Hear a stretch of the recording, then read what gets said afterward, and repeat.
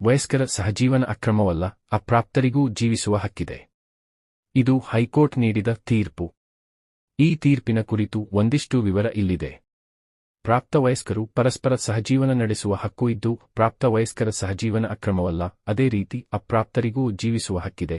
ಸಹಜೀವನದ ಸಂಬಂಧ ಹೊಂದಲು ಮದುವೆ ವಯಸ್ಸಿಗೆ ಬಾರದ ಪ್ರಾಪ್ತ ವಯಸ್ಕರು ಅರ್ಹರು ಎಂದು ರಾಜಸ್ಥಾನ ಹೈಕೋರ್ಟ್ ಮಹತ್ವದ ತೀರ್ಪು ನೀಡಿದೆ. ರಾಜಸ್ಥಾನದ ಕೋಟಾ ಜಿಲ್ಲೆಯ 18 ವರ್ಷ ವಯಸ್ಸಿನ ಯುವತಿ ಮತ್ತು 19 ವಯಸ್ಸಿನ ಯುವಕ ರಕ್ಷಣೆಗೆ ಕೋರಿ ಸಲ್ಲಿಸಿದ್ದ ಅರ್ಜಿಯ ವಿಚಾರಣೆ ನಡೆಸಿದ ರಾಜಸ್ಥಾನ ಹೈಕೋರ್ಟ್ನ ನ್ಯಾಯಮೂರ್ತಿ ಅನೂಪ್ ದಂಡ್ ಅವರಿದ್ದ ನ್ಯಾಯಪೀಠ ಈ ತೀರ್ಪು ನೀಡಿದೆ. ವಿಚಾರಣೆಯ ಸಂದರ್ಭದಲ್ಲಿ ಅರ್ಜಿದಾರರು ತಾವು 2025 ಅಕ್ಟೋಬರ್ 27ರಂದು ಸಹಜೀವನ ಕುರಿತು ಒಪ್ಪಂದ ಮಾಡಿಕೊಂಡಿದ್ದೇವೆ ನ್ಯಾಯಪೀಠದ ಗಮನಕ್ಕೆ ತಂದರು.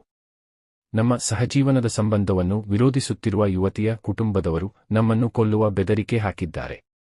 ರಕ್ಷಣೆ ಕೋರಿ ಕೋಟಾ ಪೊಲೀಸರಿಗೆ ನೀಡಿದ ದೂರನ್ನು ಅವರು ಪರಿಗಣಿಸಿಲ್ಲ ಎಂದು ಅರ್ಜಿದಾರರು ಆರೋಪಿಸಿದರು.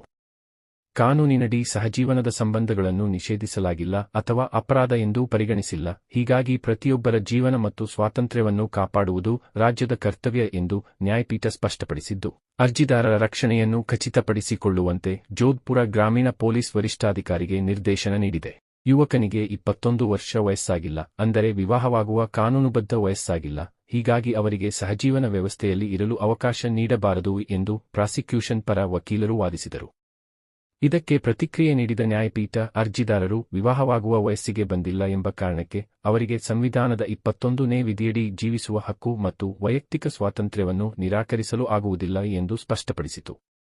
ಇಚ್ಛೆಯಿಂದ ಒಟ್ಟಿಗೆ ವಾಸಿಸುತ್ತಿರುವ ಜೋಡಿಗೆ ವಿವಾಹವಾಗಲು ಕಾನೂನುಬದ್ಧ ವಯಸ್ಸು ಆಗದಿದ್ದರೂ ಇಬ್ಬರು ವಯಸ್ಕರು ಸಹಜೀವನದ ಸಂಬಂಧ ಹೊಂದಲು ಅರ್ಹರು ಎಂದು ರಾಜಸ್ಥಾನ ಹೈಕೋರ್ಟ್ ತೀರ್ಪು ನೀಡಿದೆ. ಇದು ಈ ತೀರ್ಪಿನ ಸಂಕ್ಷಿಪ್ತ ಮಾಹಿತಿ. ತೀರ್ಪಿನ ಕುರಿತ ಮತ್ತಷ್ಟು ಮಾಹಿತಿಯನ್ನು ನಮ್ಮ ಡಿಸ್ಕ್ರಿಪ್ಷನ್ನಲ್ಲಿ ನೀಡಲಾಗಿದೆ.